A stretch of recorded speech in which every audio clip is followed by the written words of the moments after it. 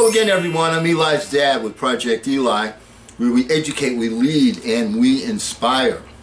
And that is from a radio program that I am not old enough, excuse me, Eli, to have watched, but I still knew the expression, which was, "Who knows what evil lurks in the hearts of men? The shadow knows."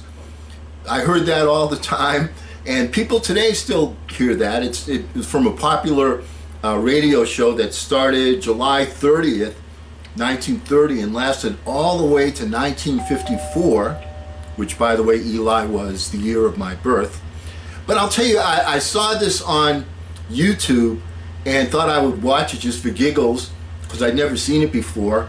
And I started to listen to the radio program part of it. That wasn't all that interesting. Even though Orson Welles was the main character, what was interesting was the commercials.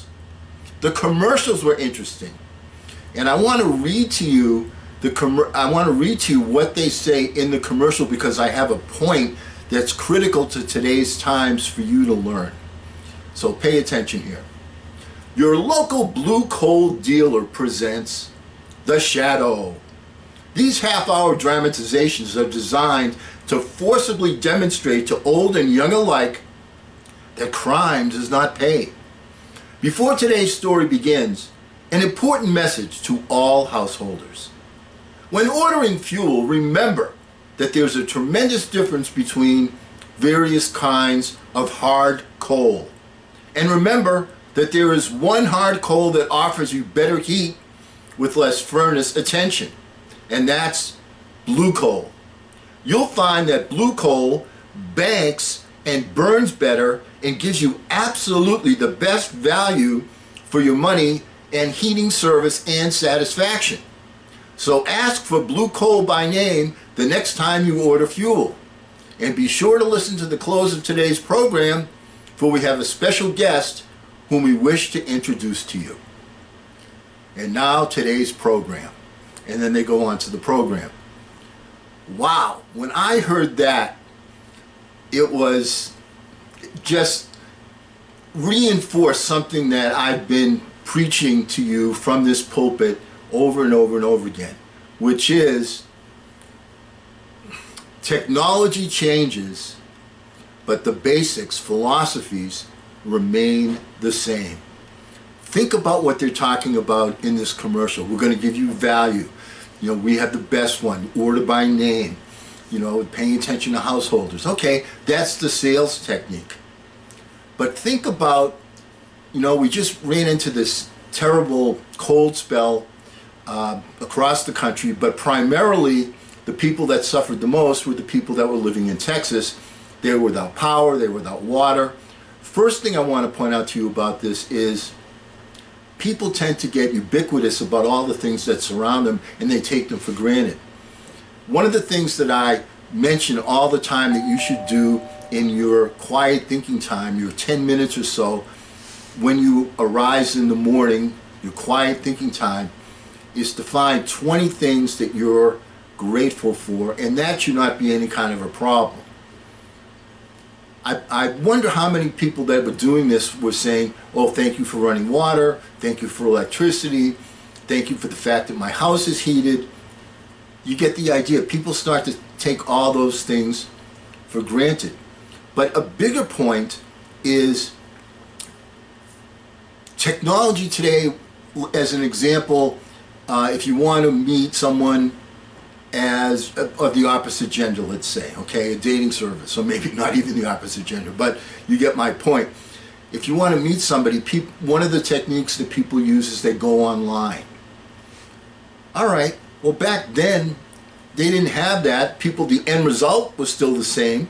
Where did people go? They would go to places where people gathered. They would go to the country dance, or they would go to a bar or church, or someplace where they could meet somebody.